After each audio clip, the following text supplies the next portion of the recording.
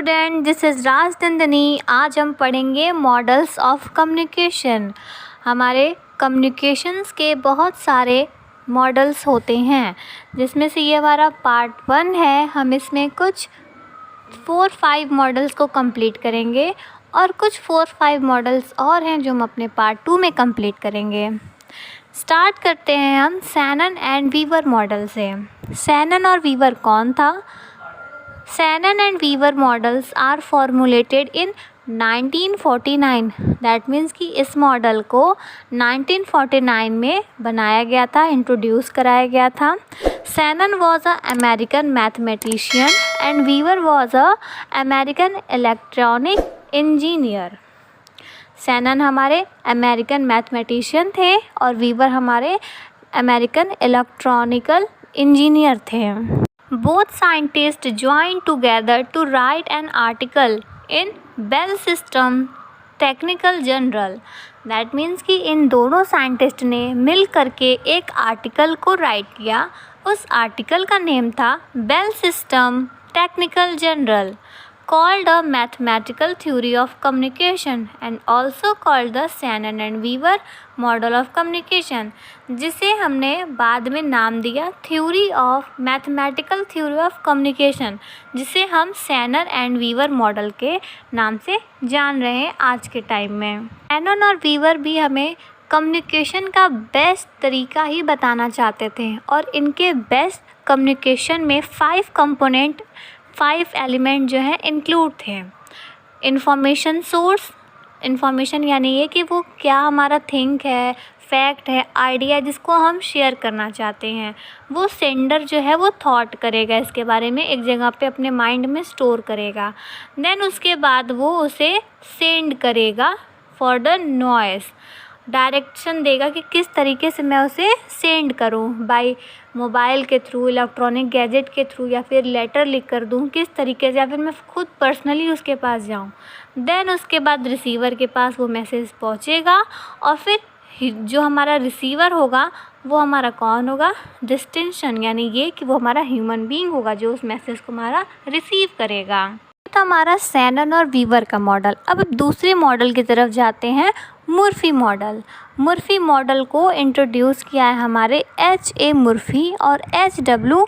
हेल्ड्रेंट ने और हमारे J.P. थॉम्स ने। इन तीनों ने हमारे मुर्फी मॉडल को इंट्रोड्यूस किया है। इन तीनों ने मिलकर के भी हमें एक कम्युनिकेशन का बेस्ट वे, इफ़ेक्टिव वे बताया है और इस इफ़ेक्टिव वे में हमारे 6 कंपोनेंट इन्वॉल्व्ड हैं। इस मेथड में सबसे पहले हमारा आता है कॉन्टेक्स्ट। दैट मीन्स कि जो भी हम मैसेज बताना चाहते हैं, चाहे सेंडर द्वारा रिसीवर को या रिसीवर द्वारा हमारे सेंडर को, यहाँ पर हमारा सेंडर और रिसीवर दोनों ही एक दूसरे से बातचीत करेंगे, दोनों का ही यहाँ पे प्रोसेस है। यहाँ है कि हमारा सेंडर भी कुछ कंटेंट रखा होगा और हमारा रिसीवर भी कुछ कंटेंट रखा होगा। दोनों ही एक दूसरे को वर्बल या नॉन वर्बल वे में अपने मैसेजेस को ट्रांसफ़र करेंगे और वो दोनों ही एक दूसरे से फीडबैक लेते हुए, यानी ये कि अगर सेंडर अपने मैसेज को रिसीवर को सेंड किया है वर्बल या नॉन वर्बल वे में, देन रिसीवर भी उसे फीडबैक देगा वर्बल या नॉन वर्बल वे में। नेक्स्ट हमारा मॉडल है Thill and Bovee model. Thill and Bovee model क्या है?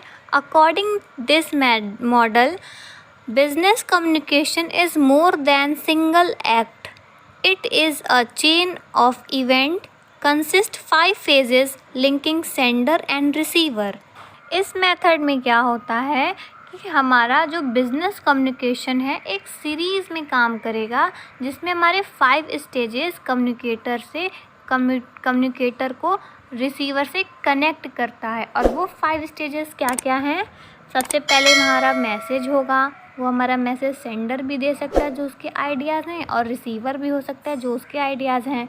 इसके बाद ये दोनों एक दूसरे को ट्रांसमिशन, यानी कि एक दूसरे को ट्रांसफ़र करेंगे कि आप मेरे आइडिया सुनिए, मैं आपका आइडिया सुनूं। देन उसके बाद ये दोनों अपना एक दूसरे को फीडबैक भी देंगे। नेक्स्ट है हमारा बेरलो SMCR।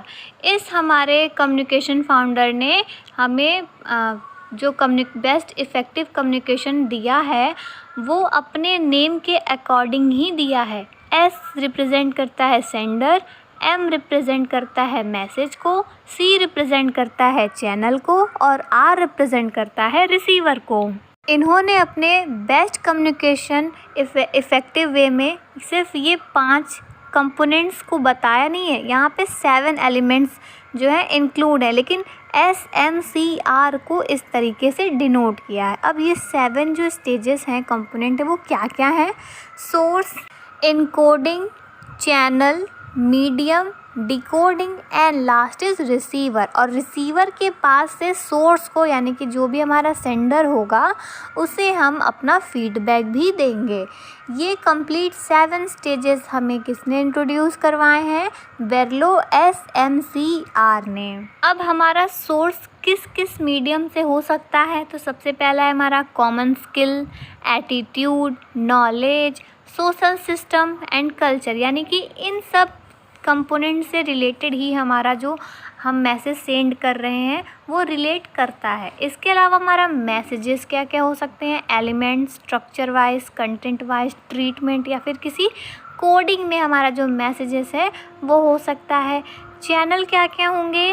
Seeing, hearing, touching, smelling या फिर टेस्टिंग, यानी ये कि हमारे जो चैनल हैं वो देखता है कि कॉमन स्किल, जो सामने हम जिसे मैसेज सेंड कर रहे हैं उसकी स्किल कैसी है, हियर करता है उसके एटीट्यूड को, टच करता है उसके नॉलेज को, स्मेल करता है सोशल सिस्टम को और टेस्ट करता है कल्चर को। उसके अकॉर्डिंग ही अपने मैसेजेस को रिसीवर को सेंड करता है। नाउ अब लास्ट मॉडल पढ़ते हैं हम इस पार्ट 1 का। पार्ट 2 में हम इसके और भी मॉडल्स को रीड करेंगे। तो अभी हम देखते हैं लैज़वल मॉडल को। It is also known as linear model.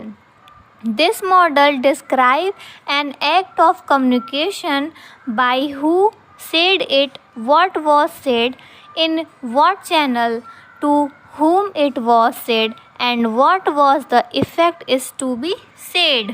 लैज़वल method को हम लीनियर मॉडल के नाम से भी जानते हैं।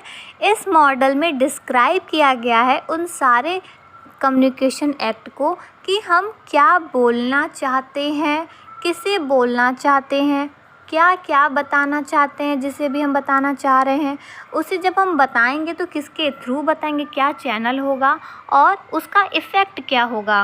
हमारे लैज़वल मॉडल में इसी चीज़ को एक्सप्लेन किया गया है कम्युनिकेशन के थ्रू। बेस्ट कम्युनिकेशन इफ़ेक्ट इससे हमें मिले। अब हु यानी कि कम्युनिकेटर या फिर सेंडर कह सकते हैं। से व्हाट यानी कि मैसेज क्या दे हम रिसीवर को। इन विच चैनल क्या मीडियम होना चाहिए, मोबाइल फ़ोन के थ्रू, वर्बल होना चाहिए, नॉन वर्बल होना चाहिए, और कौन मेरा रिसीवर होगा, और अगर मैं उसे सेंड करूँगा तो उसका इफ़ेक्ट क्या होगा।